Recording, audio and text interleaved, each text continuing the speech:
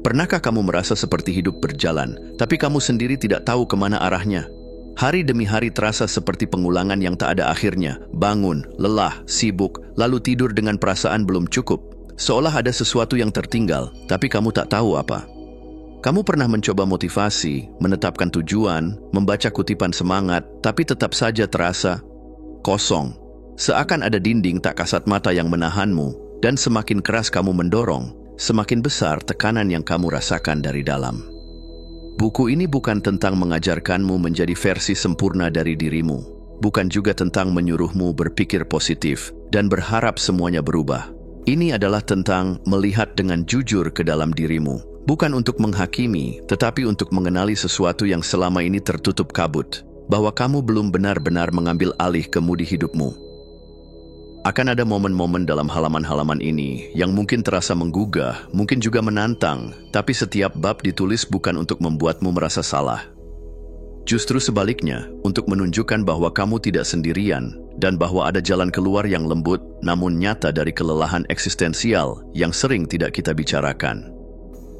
Jika kamu merasa terjebak dalam hidup, ini bukan tanda bahwa kamu gagal. Mungkin ini justru undangan, bukan untuk lari, tapi untuk pulang. Pulang ke dirimu yang sebenarnya, ke tempat di mana kamu bisa berhenti berlari, mulai mendengar, dan akhirnya mulai hidup.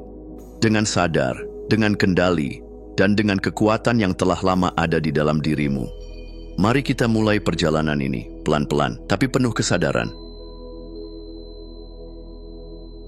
Bab 1, terjebak, lelah, dan selalu tertinggal. Ada satu jenis lelah yang tak bisa disembuhkan dengan tidur. Tubuh mungkin berbaring, mata tertutup, dan jam tidurmu cukup. Tapi begitu pagi datang, rasanya seperti semalam tak pernah ada. Energi yang semestinya kembali justru hilang entah kemana. Lelah ini bukan fisik. Ia bersembunyi lebih dalam, di balik senyum terpaksa, jadwal yang padat, dan pikiran yang terus bekerja bahkan saat dunia terdiam. Pernahkah kamu merasa seperti sedang hidup, tapi bukan benar-benar menghidupi hidupmu? Segalanya berjalan, kerja, tanggung jawab, bahkan hiburan. Tapi di dalam, kamu seperti tersesat. Bukan karena tidak tahu kemana harus pergi, tapi karena kamu merasa tidak punya pilihan selain mengikuti arus. Kamu tidak benar-benar memilih, kamu hanya melanjutkan. Kita jarang menyadari bahwa kelelahan emosional dan mental seringkali datang bukan karena terlalu banyak aktivitas, tapi karena terlalu sedikit makna. Rutinitas yang kosong seperti mesin berjalan. Efisien tapi tak bernyawa. Kita bangun, menyelesaikan daftar tugas, memenuhi harapan orang lain, dan merasa bangga ketika bisa produktif. Tapi diam-diam, ada bisikan yang muncul di tengah malam. Apakah ini hidupku? Apakah ini semuanya? Banyak orang mencoba mengatasi perasaan ini dengan motivasi, mencari video inspirasi, membaca kutipan penyemangat, menetapkan target-target baru. Tapi semangat itu cepat sekali menguap. Kita merasa gagal karena mengira motivasi seharusnya cukup untuk membuat kita berubah.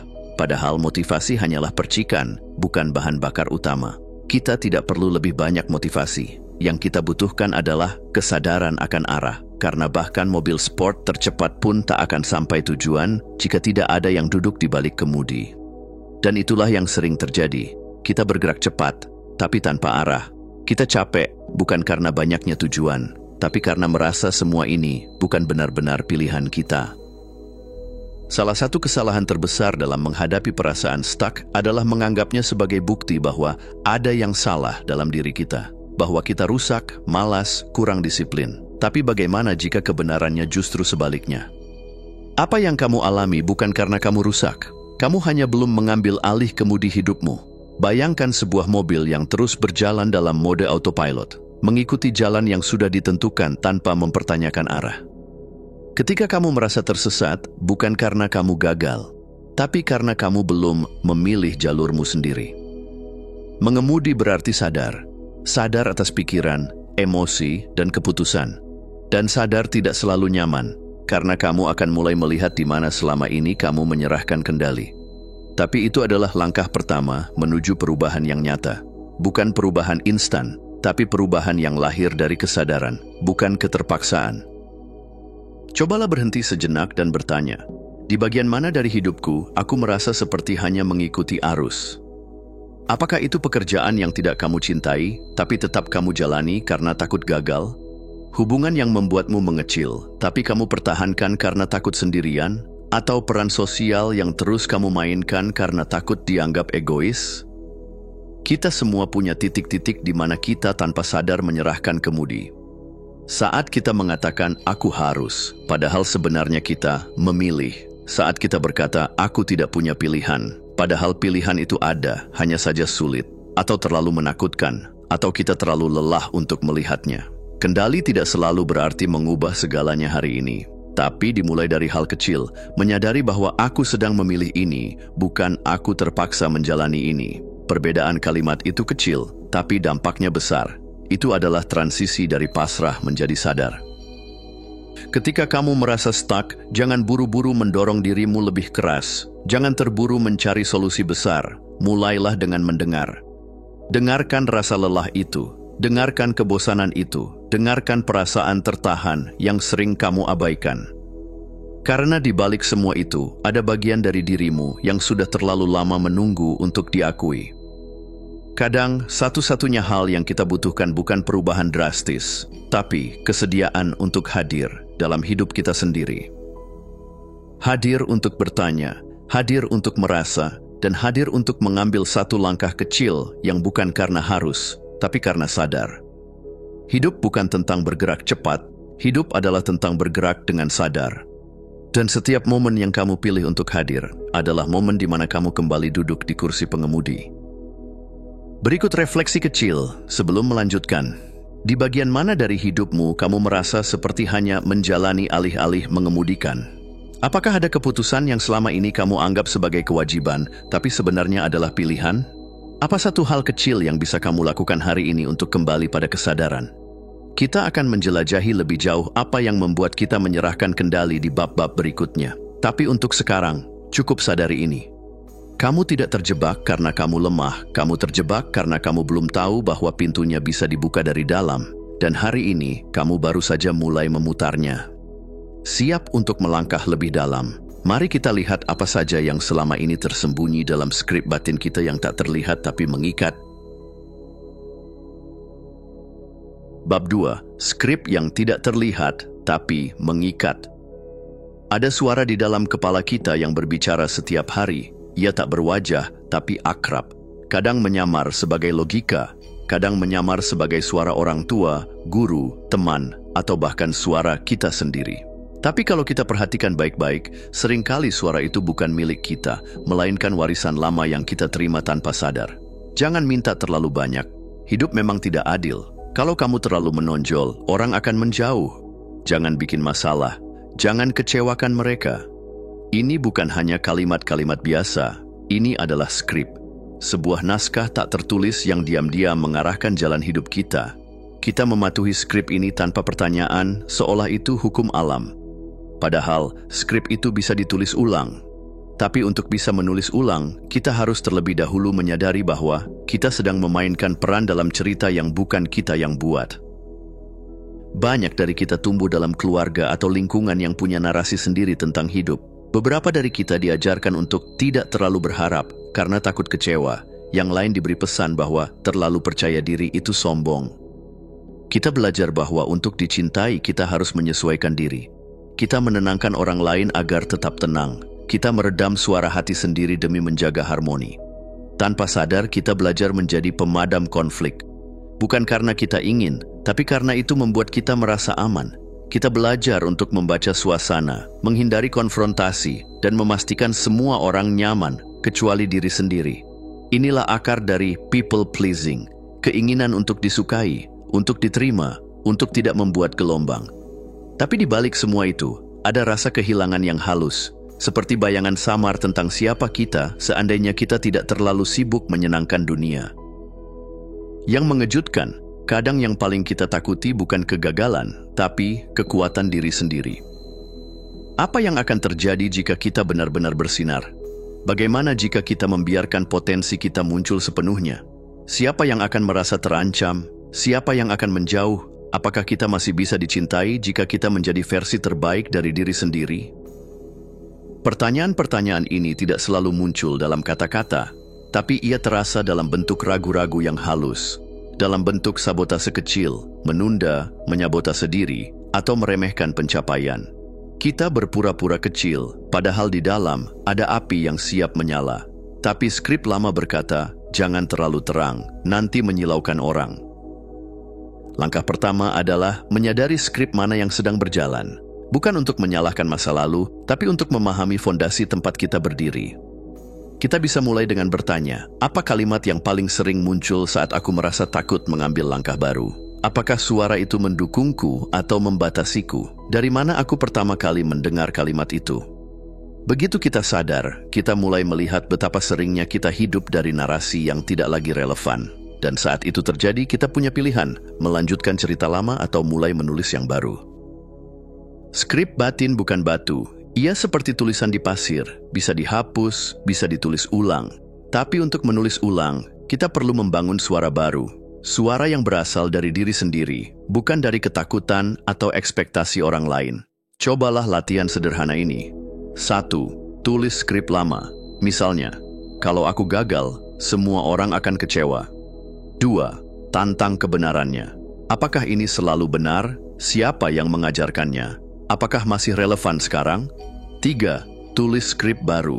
Misalnya, aku boleh gagal, karena dari sanalah aku belajar dan tumbuh. Nilai diriku tidak ditentukan oleh penilaian orang lain. Jangan buru-buru percaya pada skrip baru. Ulangi, latih, rasakan dalam tubuhmu. Suara batin, seperti otot, butuh latihan untuk menjadi kuat. Di balik lapisan suara lama, selalu ada suara yang lebih dalam, yang sunyi tapi jujur. Suara ini tidak berteriak, ia tidak memaksa. Tapi ketika kamu duduk diam dan berani mendengarkan, kamu akan merasakannya. Itu adalah suara dirimu yang sebenarnya. Suara yang tahu apa yang kamu inginkan, apa yang kamu cintai, apa yang kamu takuti, dan mengapa semuanya itu penting. Suara ini mungkin pernah dibungkam. Mungkin kamu dulu ditertawakan saat menunjukkan sisi jujurmu. Atau mungkin kamu diajarkan bahwa kejujuran batin tidak berguna dalam dunia nyata. Tapi suara itu tidak pernah benar-benar hilang. Ia hanya menunggu untuk kamu ajak bicara kembali. Ketika kamu mulai menyadari narasi-narasi lama, kamu membuka pintu pada kemungkinan baru. Bukan hanya hidup dari reaksi, tapi dari pilihan. Bukan hanya menjalani skrip yang diwariskan, tapi menulis cerita yang kamu pilih dengan sadar. Menjadi penulis hidupmu bukan berarti semua jadi mudah. Tapi itu berarti kamu tidak lagi hanya menjadi aktor. Kamu kembali duduk di belakang layar, memegang pena, dan berkata, ini ceritaku, dan aku berhak memilih arah selanjutnya. Berikut refleksi kecil sebelum melanjutkan. Skrip apa yang paling sering muncul saat kamu merasa takut, bersalah, atau ragu? Dari mana skrip itu berasal? Jika kamu bebas dari skrip itu, seperti apa keputusan yang akan kamu buat hari ini? Hidup bukan tentang menjadi sempurna di mata orang lain. Hidup adalah tentang kembali menemukan dan menghormati suara batin yang pernah kau lupakan. Suara yang tak selalu lantang, tapi selalu jujur. Dan begitu kamu mulai mendengarnya, bab-bab berikutnya tidak lagi tentang bertahan dalam cerita lama, tapi tentang menciptakan narasi baru yang benar-benar milikmu. Bab 3. Pengemudi atau penumpang. Pernahkah kamu merasa seolah hidup ini seperti kendaraan yang melaju sendiri, dan kamu hanya bisa duduk di kursi penumpang, menebak-nebak kemana arah berikutnya? Hari-hari datang dan pergi. Masalah datang silih berganti. Dan di antara semua itu, kamu terus bergerak, tapi tidak benar-benar merasa mengarah. Inilah titik di mana konsep locus of control menjadi kunci. Mungkin terdengar teknis, tapi sebenarnya sederhana. Apakah kamu merasa hidupmu dikendalikan oleh keputusanmu sendiri, internal locus of control, atau oleh hal-hal di luar dirimu, keberuntungan, orang lain, situasi tak terduga, external locus of control? Perbedaannya bukan hanya soal teori. Perbedaannya adalah antara hidup dengan kesadaran atau hidup dalam reaksi, antara merasa punya pilihan atau merasa selalu terjebak. Internal locus of control berarti kamu percaya bahwa tindakanmu memiliki dampak, bahwa kamu mungkin tidak bisa mengatur cuaca, tapi kamu bisa memilih payung. Kamu tidak bisa mengontrol orang lain, tapi kamu bisa mengatur responsmu. Sebaliknya, external locus of control membuatmu merasa seperti penonton. Aku tidak bisa berubah karena keadaanku. Aku begini karena masa laluku. Aku tidak punya pilihan. Ini bukan berarti semua kendali harus di tangan kita. Tentu ada hal-hal yang benar-benar di luar kendali. Tapi perbedaan mendasarnya adalah apakah kita sadar kapan kita sedang memilih dan kapan kita sedang menyerah? Banyak dari kita tidak sadar bahwa kita hidup dalam mode reaksi. Alarm berbunyi, kita bangun, ada tuntutan, kita menjawab, ada tekanan, kita mengikuti, seolah hidup ini adalah rentetan notifikasi yang harus direspons secepat mungkin. Tapi coba tanya dirimu, apakah hari ini kamu hidup berdasarkan niat atau sekadar merespons keadaan? Menjadi pengemudi bukan berarti kamu harus punya semua jawaban, tapi itu berarti kamu hadir dalam keputusanmu. Bahkan keputusan sekecil, aku butuh jeda sekarang, atau aku akan memulai hal ini walau belum sempurna. Berikut contoh di 3 area penting. Dalam kesehatan, penumpang berkata, aku memang dari dulu lemah. Pengemudi berkata, aku belum tahu caranya, tapi aku bisa mulai dari tidur cukup malam ini. Dalam keuangan, penumpang berkata, aku nggak akan pernah bisa kaya, gajiku kecil. Pengemudi berkata, aku bisa belajar mengatur ulang pengeluaranku dan mulai dari apa yang ada. Dalam hubungan, penumpang berkata, orang-orang selalu memperlakukan aku seperti ini. Pengemudi berkata, aku bisa menetapkan batas, bahkan jika itu tidak mudah. Pergeseran ini bukan tentang menyalahkan diri sendiri, tapi tentang memulihkan kendali. Mungkin kita tidak bisa mengendalikan semua hal, tapi kita bisa mengendalikan bagaimana kita bergerak di dalamnya. Seringkali kita tidak sadar bahwa kita sedang menunggu seseorang berubah, menunggu waktu yang tepat, menunggu keberanian datang sendiri. Coba duduk sejenak dan tanyakan, di mana dalam hidupku aku sedang merasa pasrah, padahal sebenarnya aku punya pilihan kecil? Apa keputusan yang selama ini kutunda karena aku mengira belum waktunya? Dalam area mana aku sering berkata, nanti saja. Kita sering berpikir bahwa untuk memegang kendali, kita harus membuat perubahan besar. Padahal, seringkali kekuatan terbesar datang dari keputusan-keputusan kecil yang konsisten. Kamu tidak perlu menunggu momen besar untuk mengambil kembali kendali. Bahkan hal-hal sederhana seperti memilih untuk tidak membuka media sosial saat bangun pagi, menjawab ya atau tidak dari ruang kesadaran, bukan rasa takut. Memulai 10 menit menulis jurnal untuk mendengar suara hatimu. Berhenti sejenak sebelum menjawab pesan, untuk merasakan apa yang kamu rasakan. Setiap keputusan kecil itu adalah tanda bahwa kamu kembali ke posisi pengemudi. Kamu kembali hadir, kamu tidak lagi hidup di jalur otomatis. Perlu diingat, menjadi pengemudi tidak berarti semua rintangan hilang, tapi artinya kamu tidak lagi menunggu diselamatkan. Kamu tidak lagi menyerahkan arah hidupmu pada kebetulan. Kamu mulai berkata pada hidup, ayo kita coba lewat jalan ini. Dan kadang jalan itu penuh tikungan, tapi setidaknya kamu tahu, kamu yang memegang kemudi. Berikut refleksi untuk bab ini. Apakah kamu lebih sering menjadi pengemudi atau penumpang dalam kehidupanmu akhir-akhir ini? Di area mana kamu ingin mulai mengambil kembali kemudi? Apa satu keputusan kecil hari ini yang bisa kamu ambil dengan sadar? Mengemudi bukan tentang tahu kemana persisnya tujuanmu. Kadang kamu hanya tahu bahwa kamu tidak ingin terus diam di tempat yang sama. Dan keberanian itu untuk menyentuh setir, walau tangan gemetar, adalah langkah awal yang mengubah segalanya. Karena hidup yang dijalani dengan kesadaran, sekecil apapun langkahnya, selalu lebih kuat daripada hidup yang dijalani dalam kebiasaan tanpa jiwa. Kamu tidak harus menunggu keajaiban. Mungkin kamu hanya perlu kembali duduk di kursi pengemudi dan berkata, aku di sini, aku siap memilih kembali. Bab 4. Nyaman dalam menyalahkan. Ada satu kebiasaan halus yang sering kali kita peluk tanpa sadar. Menyalahkan. Menyalahkan orang lain, masa lalu, sistem, situasi, bahkan diri sendiri.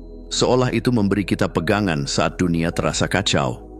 Dalam banyak kasus, menyalahkan terasa seperti jalan pintas menuju rasa lega. Bukan salahku, kalau saja dia tidak begitu, seandainya keadaannya beda. Tapi jika kita jujur, kita tahu, rasa lega itu hanya sesaat. Menyalahkan memang memberikan rasa aman, namun tidak pernah benar-benar membawa kita ke tempat yang lebih baik. Karena di balik kenyamanan itu, ada jebakan yang halus. Kita diam-diam menyerahkan kekuatan kita sendiri. Menyalahkan seringkali tumbuh dari luka. Ketika sesuatu terasa terlalu menyakitkan untuk dihadapi, kita mengalihkan tanggung jawab keluar. Ini adalah mekanisme pertahanan emosional. Daripada merasa tidak berdaya, lebih mudah menyimpulkan bahwa semuanya adalah kesalahan orang lain. Dan kadang itu benar, ada peran orang lain, ada luka yang nyata, Tapi saat menyalahkan menjadi pola, bukan lagi refleksi. Ia berubah menjadi tembok antara kita dan pertumbuhan. Kita tidak bisa sembuh dari sesuatu yang terus kita lemparkan keluar.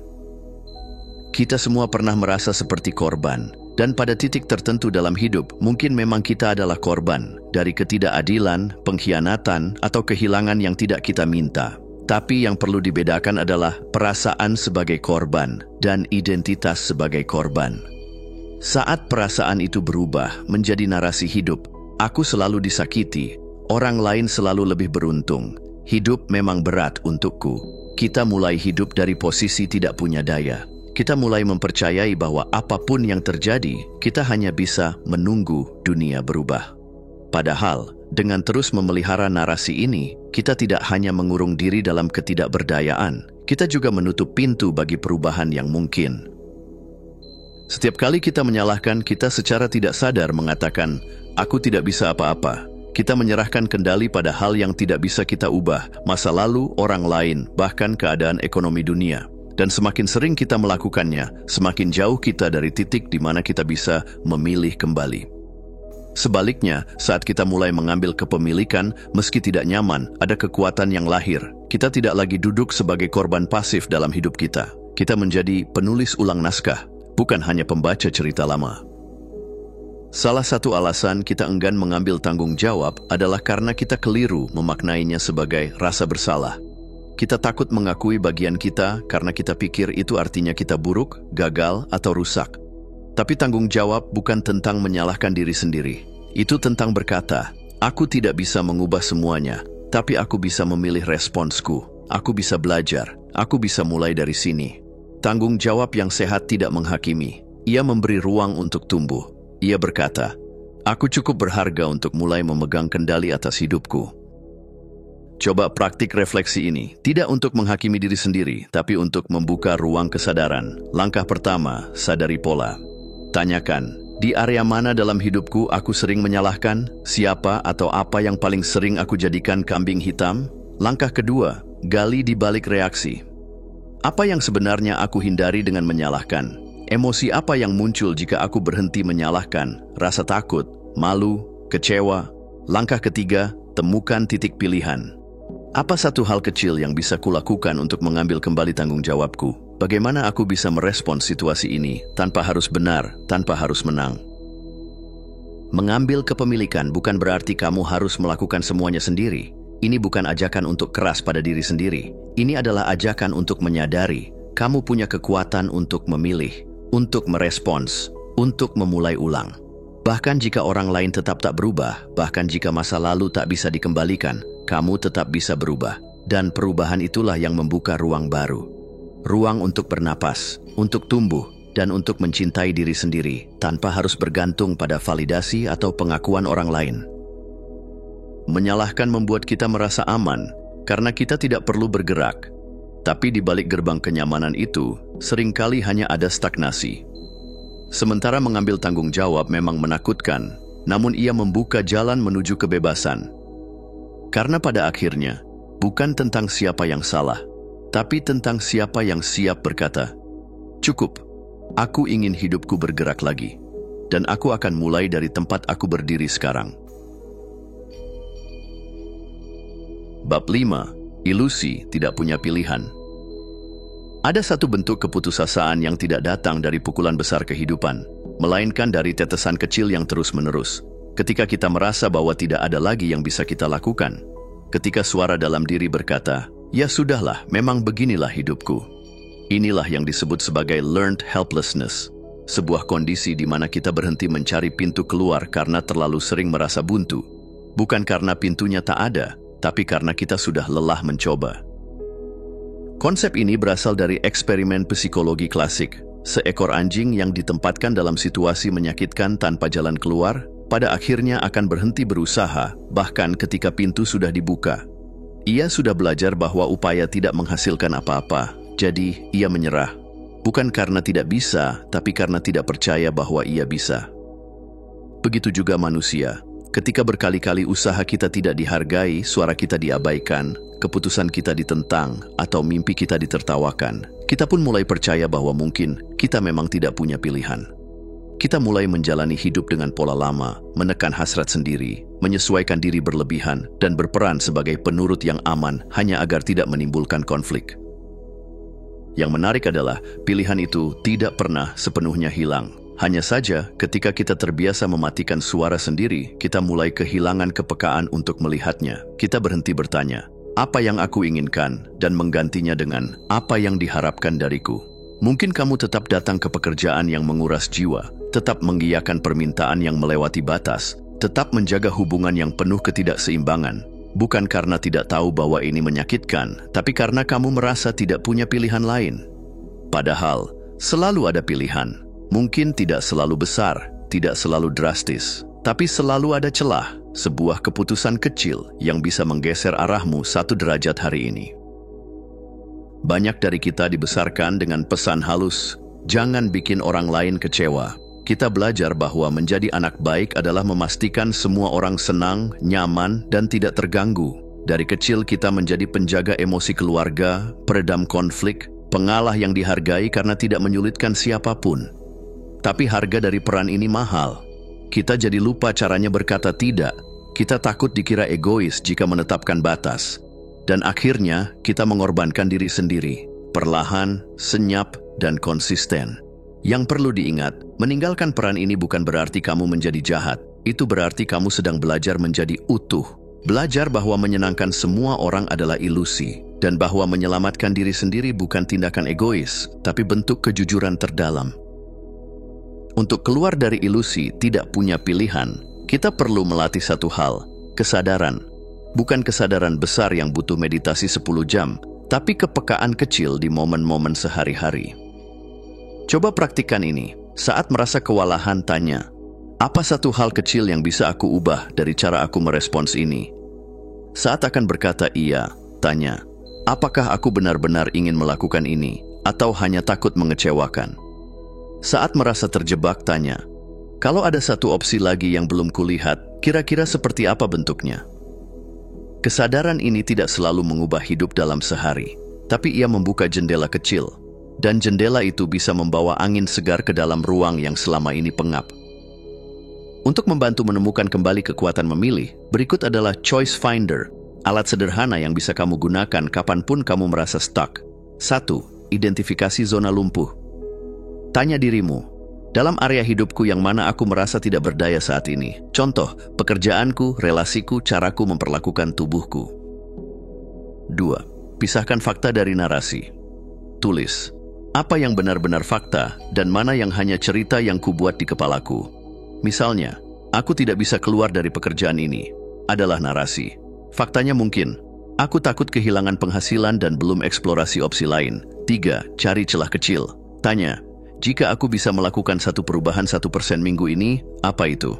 Contoh, memperpendek jam lembur, mencoba berbicara jujur sekali, mulai membaca tentang peluang baru. 4. Validasi diri. Tuliskan satu kalimat untuk menguatkan langkahmu. Aku tidak harus mengubah semuanya hari ini, tapi aku punya pilihan untuk memulai. Ilusi tidak punya pilihan adalah bentuk kabut menyelimuti realitas hingga yang terlihat hanya dinding. Tapi perlahan, dengan kesadaran dan keberanian, kabut itu bisa menguap dan kita mulai melihat tidak semua pintu tertutup, tidak semua jalan buntu.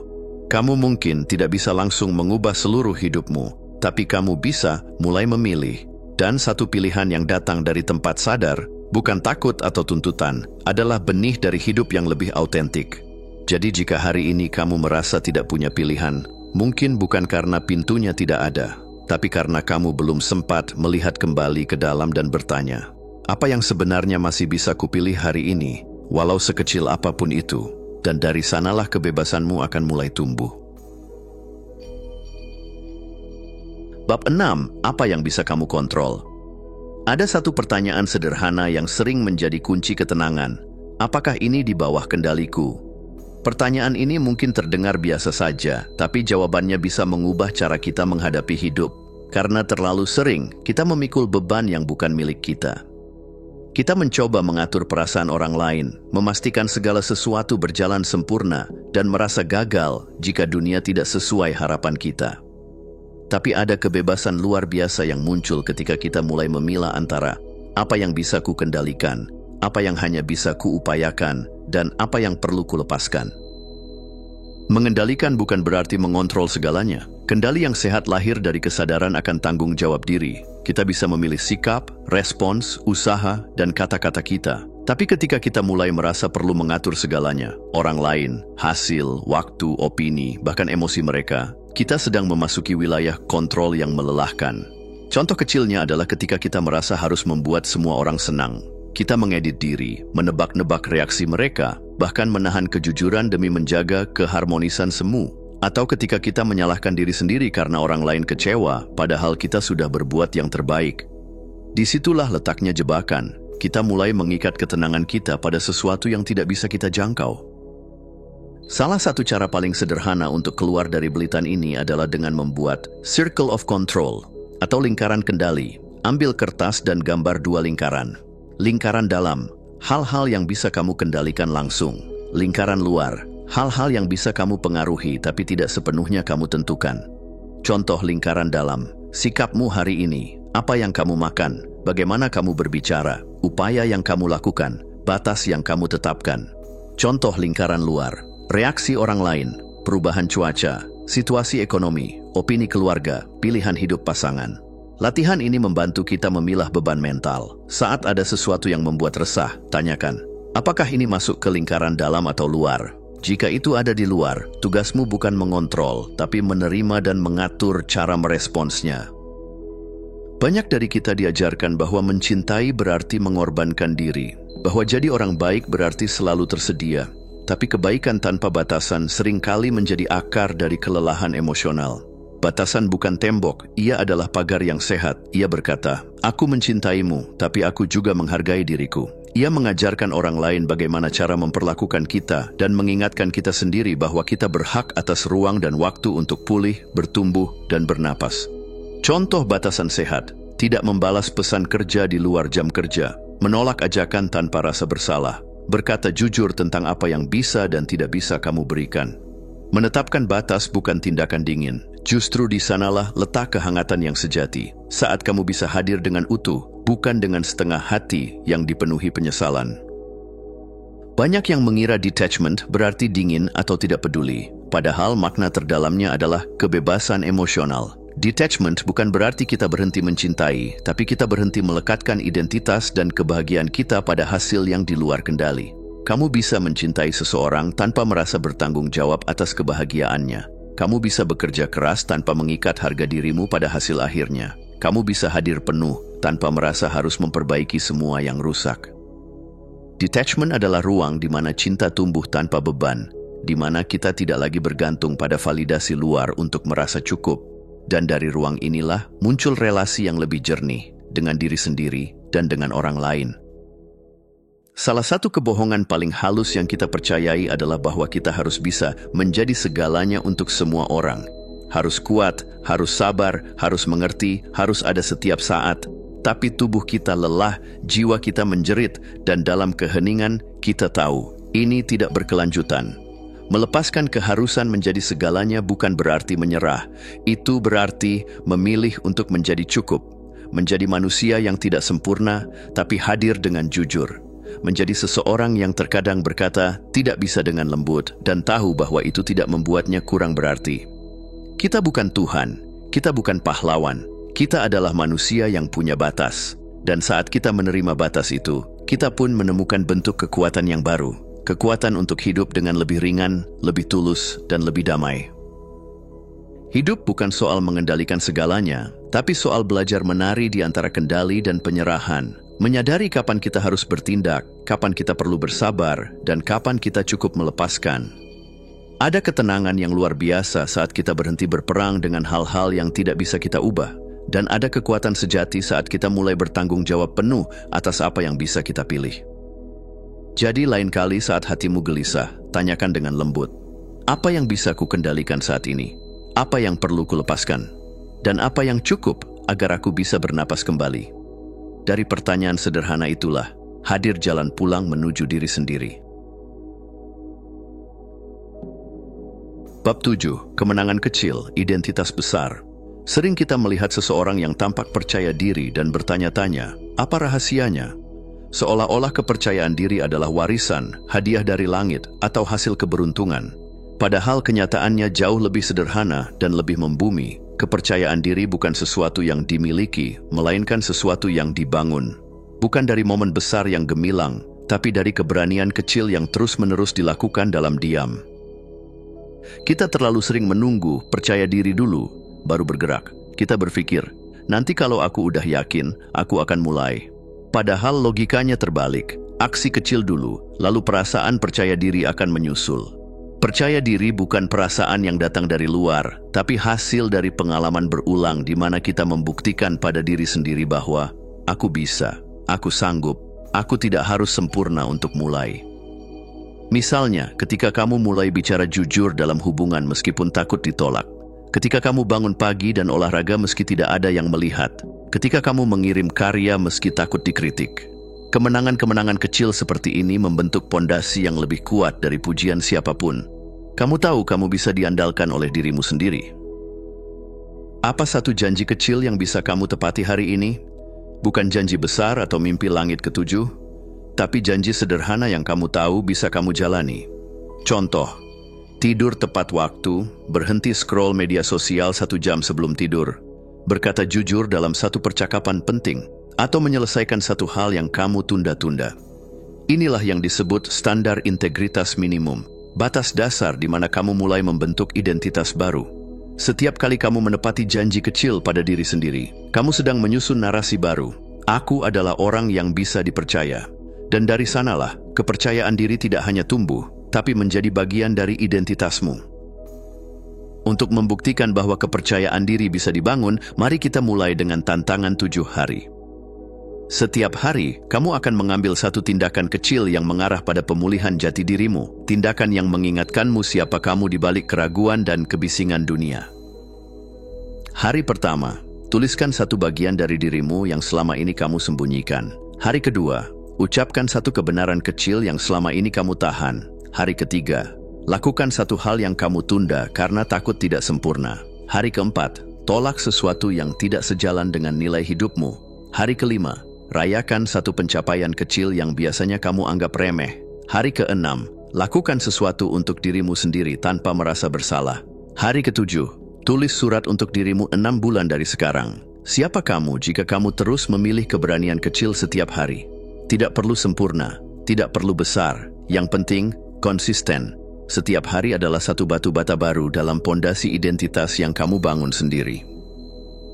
Kita terbiasa mengabaikan kemenangan kecil karena dunia begitu terobsesi pada pencapaian besar. Padahal justru kemenangan-kemenangan kecil lah yang mengubah cerita dalam kepala kita. Ketika kamu merayakan langkah-langkah mikro, kamu sedang menulis ulang narasi dari "aku tidak bisa" menjadi "aku ternyata bisa". Aku takut menjadi "aku tetap melangkah meski takut". Aku tidak cukup menjadi "aku cukup" karena aku hadir dengan jujur.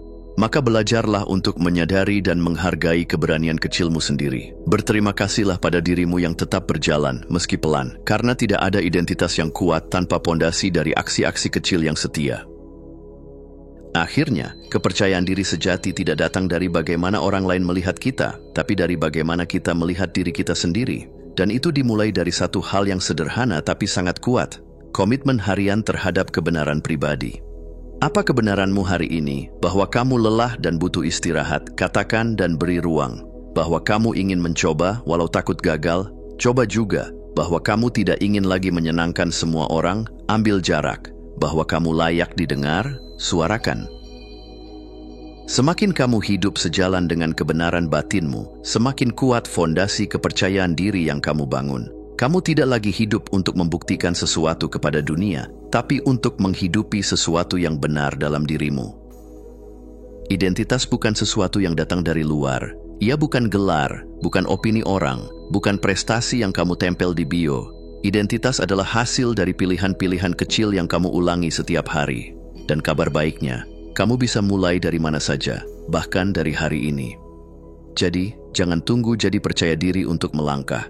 Langkahlah dulu, bahkan jika tanganmu gemetar dan hatimu ragu. Karena setiap langkah kecil adalah kemenangan. Dan dari kemenangan-kemenangan kecil itu, lahirlah kamu yang utuh, yang baru, yang sejati. Bab 8. Kata-kata adalah dunia kita. Pernahkah kamu memperhatikan bagaimana kamu berbicara pada diri sendiri? Bukan saat sedang bersama orang lain, bukan saat membuat caption, tapi saat kamu sendiri, dalam sunyi, dalam ragu, dalam lelah. Disitulah kata-kata paling jujur muncul, dan justru dari situlah dunia kita terbentuk. Bahasa bukan hanya alat komunikasi, ia adalah cermin pikiran, penyusun makna, dan penentu arah. Kata-kata yang kita pilih, sadar atau tidak, menciptakan realitas yang kita tinggali. Maka pertanyaannya bukan hanya apa yang kamu pikirkan, tapi lebih dalam, bahasa seperti apa yang kamu izinkan untuk hidup di dalam dirimu. Kalimat seperti, aku harus kerja, aku harus kuat, aku harus tidak boleh gagal, terdengar biasa, bahkan produktif. Tapi diam-diam, frasa ini membangun tembok halus antara kita dan kebebasan batin. Bahasa harus mengandung tekanan, paksaan, dan rasa bersalah. Bahasa ini mengisyaratkan bahwa kamu tidak punya pilihan, bahwa kamu dikendalikan oleh tuntutan, bukan kesadaran. Sekarang bandingkan dengan kalimat ini. Aku memilih bekerja karena aku ingin bertumbuh. Aku memilih kuat karena itu berarti menghormati diriku. Aku memilih mencoba walau ada risiko gagal. Perbedaan ini kecil di permukaan tapi besar di dalam. Aku memilih untuk mengembalikan kendali pada tanganmu sendiri. Kamu tidak lagi menjadi budak dari rutinitas atau ekspektasi, tapi menjadi penulis aktif dari keputusanmu. Bahasa ini membebaskan karena ia menegaskan, aku sadar dan aku hadir. Ada satu frasa yang sering bersembunyi dalam dialog batin. Aku belum cukup. Aku nggak cukup pintar, cukup rajin, cukup spiritual, cukup kuat. Kata-kata ini terdengar seperti evaluasi objektif, tapi sebenarnya adalah penghakiman diam-diam yang mengikis harga diri sedikit demi sedikit. Masalahnya bukan karena kamu belum mencapai sesuatu, tetapi karena kamu percaya bahwa eksistensimu tidak layak jika belum sempurna. Dan ketika itu terjadi, identitasmu dibangun dari rasa kurang, bukan dari keberadaan yang utuh. Kita lupa bahwa cukup bukan hasil pencapaian, tapi cara kita memandang diri sendiri. Kamu tidak harus menjadi versi sempurna dulu untuk bernilai. Kamu bisa berkata, aku cukup karena aku hadir. Aku cukup karena aku terus belajar. Aku cukup bahkan saat aku belum selesai. Kata-kata ini bukan sekadar afirmasi manis. Mereka adalah fondasi ulang bagi jati diri yang selama ini terbungkus dalam kritik. Cobalah teknik sederhana ini selama seminggu. Language Flip Journal. Setiap kali kamu merasa berat, tidak mampu, atau ragu, tuliskan kalimat batinmu dalam dua versi. 1. Versi asli atau batin lama. Misalnya, aku pasti gagal, ngapain coba-coba. 2. Versi sadar atau bahasa baru. Ubah menjadi, aku belum tahu hasilnya, tapi aku tetap layak mencoba. Contoh lain, aku bodoh menjadi aku sedang belajar sesuatu yang belum aku kuasai. Aku nggak bisa menjadi aku belum bisa sekarang, tapi aku terbuka untuk belajar. Prinsipnya bukan untuk membohongi diri atau menutup-nutupi perasaan, tapi untuk menyadarkan diri bahwa ada pilihan dalam cara kita bicara pada diri sendiri. Kata-kata bisa menjadi belenggu atau menjadi jembatan, pilihannya ada padamu. Kadang kita menggunakan kata seperti cambuk untuk memaksa diri, mengutuk kegagalan, atau mempermalukan kekurangan. Kita percaya bahwa dengan keras terhadap diri sendiri, kita akan lebih disiplin, lebih cepat berkembang. Tapi fakta menunjukkan sebaliknya. Kritik batin yang keras justru membuat kita lumpuh. Ia membuat kita takut mencoba, takut salah, dan akhirnya takut hidup. Bandingkan jika kamu menggunakan kata sebagai penegasan.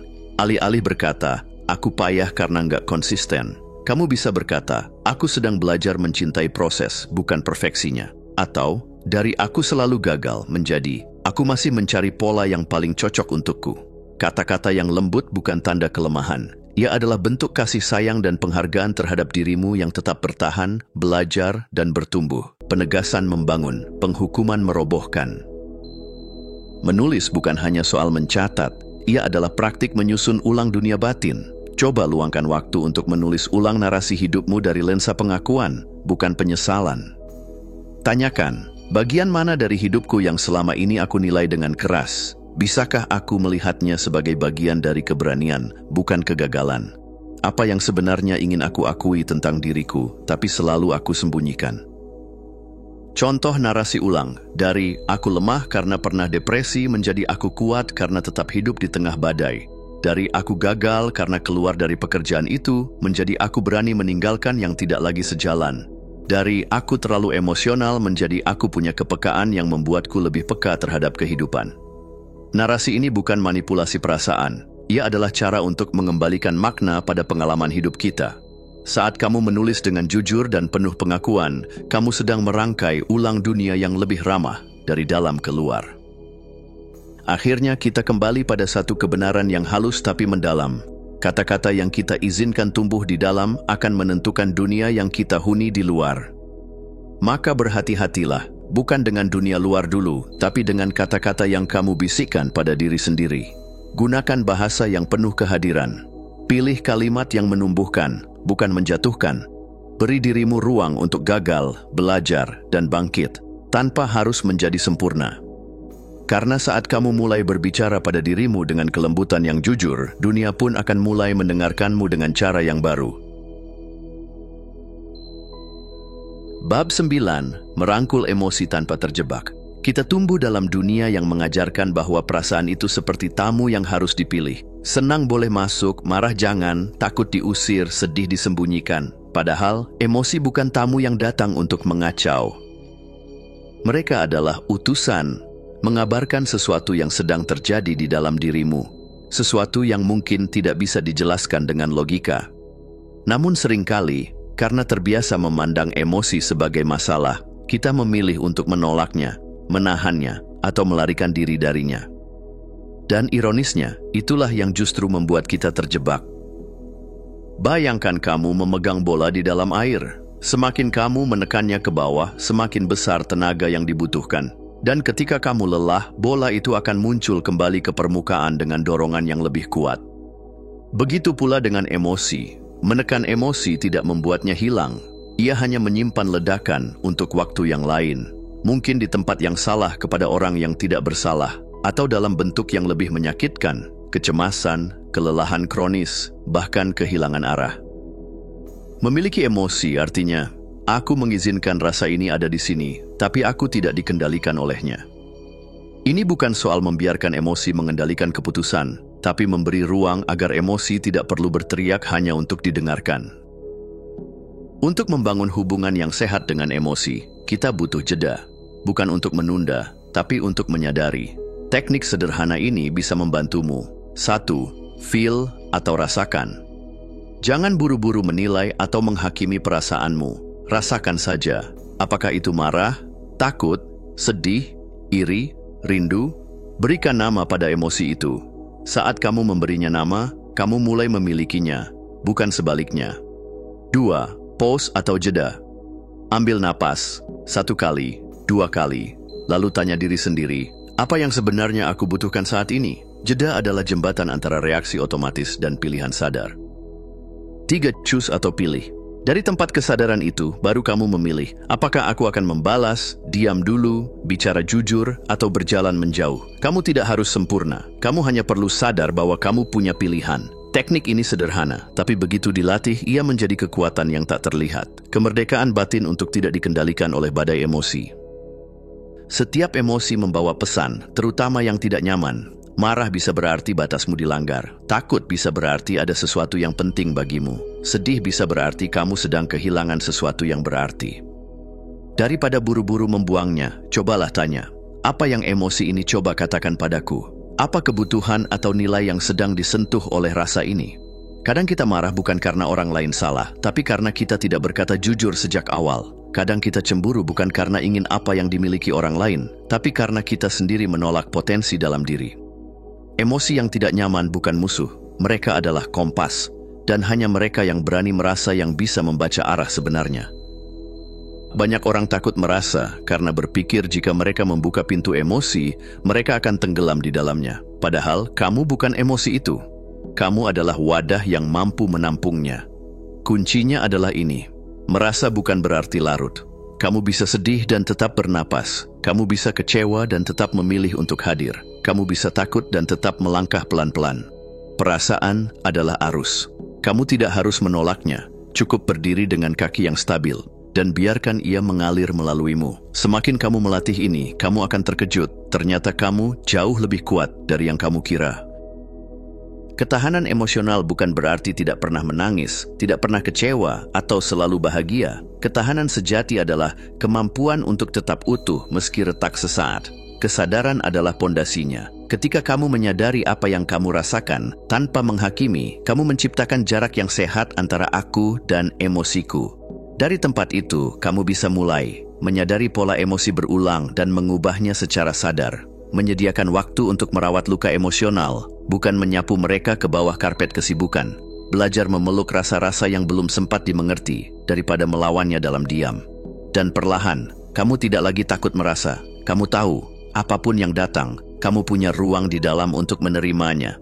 Karena kamu bukan air yang terbawa arus, kamu adalah sungai yang mengalir dengan arah yang kamu pilih sendiri.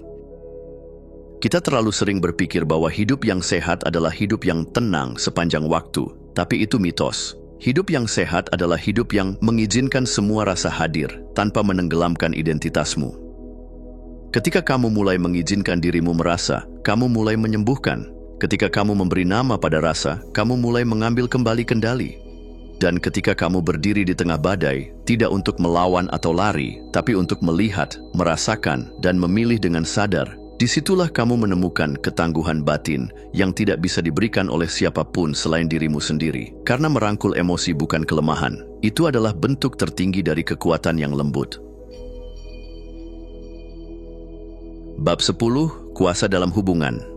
Di sebuah dunia yang tak pernah berhenti berbicara, di mana kita sering diminta untuk menjadi apa saja yang diinginkan orang lain, membangun batas itu terasa seperti aksi revolusioner.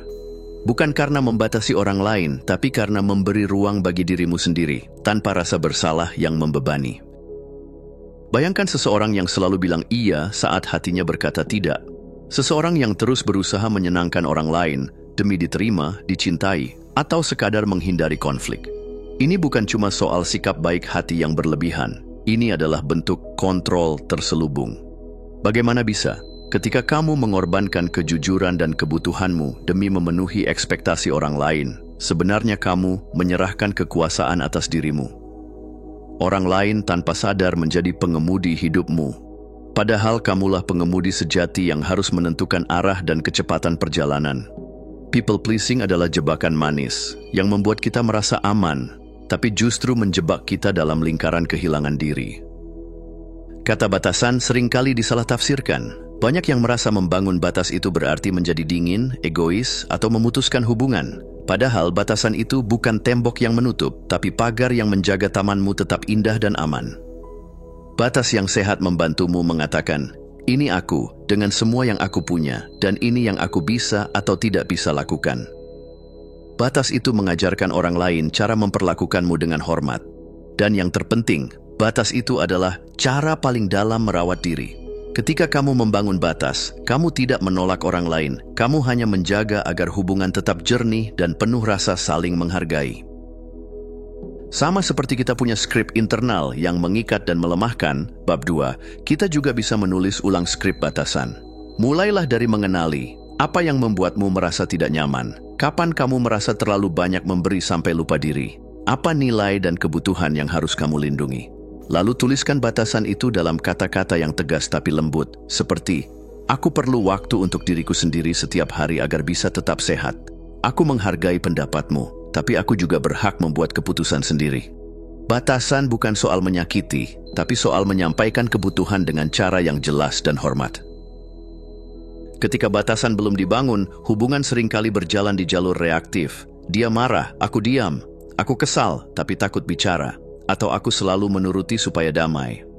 Tapi ketika kamu mulai membangun batas dengan sadar, relasi berubah, menjadi ruang di mana dua pihak bisa saling jujur, tapi tetap saling menghormati. Ini bukan proses yang instan, tapi proses yang indah. Kamu belajar berkata, tidak, tanpa takut kehilangan cinta. Kamu belajar mendengarkan tanpa harus setuju. Dan yang terpenting, kamu belajar bahwa hubungan sehat adalah hubungan yang memberdayakan kedua belah pihak. Kita sering takut bahwa dengan membangun batas, kita akan kehilangan cinta atau bahkan kehilangan orang yang kita sayangi. Tapi sejatinya, cinta yang sehat bukan cinta yang menuntut kita menjadi sesuatu yang bukan diri kita. Cinta yang tulus memberi ruang bagi kedewasaan. Aku mencintaimu apa adanya, dan aku juga mencintai diriku apa adanya. Ketika kamu berani menjaga batas dan tetap hadir dalam cinta, kamu tidak kehilangan identitas. Justru kamu menguatkan siapa kamu, sehingga cinta yang kamu berikan dan terima adalah cinta yang autentik dan merdeka. Membangun batas bukan tentang memagari diri dari dunia, tapi tentang menegaskan bahwa kamu berhak hidup dalam ruang yang aman, nyaman, dan penuh rasa hormat. Ketika kamu belajar berkata cukup dengan penuh kasih kepada dirimu sendiri, kamu memulai perjalanan menuju kuasa sejati, kuasa yang lahir dari kesadaran dan kejujuran batin. Jangan takut membangun pagar di taman hatimu, karena disitulah keindahan dan kekuatanmu tumbuh, dan di sana pula hubungan yang sehat dan bermakna bermula. Selamat memilih dan menjaga batas, karena itulah hadiah terindah yang bisa kamu berikan untuk dirimu dan dunia di sekitarmu.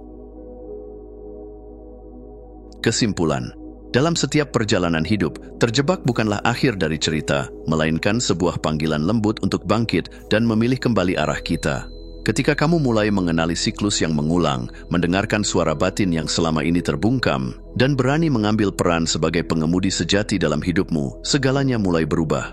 Setiap bab dalam buku ini adalah sebuah undangan untuk melangkah dengan penuh kesadaran. Menyadari narasi yang membelenggu, merangkul emosi yang selama ini dihindari, dan membangun batas yang menjaga keutuhan jati diri tanpa rasa bersalah.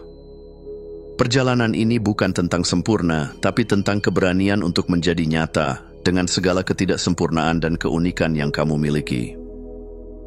Percayalah, kemenangan kecil yang kamu rayakan setiap hari adalah pondasi dari identitas besar yang selama ini tersembunyi. Bahasa yang kamu pilih untuk bercakap dengan diri sendiri adalah dunia baru yang membebaskan, bukan jerat yang mengekang. Dan hubungan yang kamu bangun bukanlah rantai pengikat, melainkan taman tempat kamu dan orang lain tumbuh bersama dalam cinta dan rasa hormat. Ketika kamu merangkul kuasa dalam memilih, melepaskan yang tidak perlu, dan menetapkan batas dengan kasih sayang, kamu tidak hanya mengubah hidupmu, kamu menciptakan ruang untuk kebebasan sejati, ruang di mana kamu bisa hidup utuh, penuh makna, dan damai dengan setiap langkah yang kamu ambil. Jadi, jika kamu pernah merasa terjebak, lelah, atau kehilangan arah, ingatlah, dalam dirimu selalu ada kekuatan untuk memulai kembali. Dengan kesadaran, pilihan, dan cinta pada diri sendiri, segala sesuatu dapat berubah. Dan perubahan itu dimulai dari satu kata sederhana, aku memilih.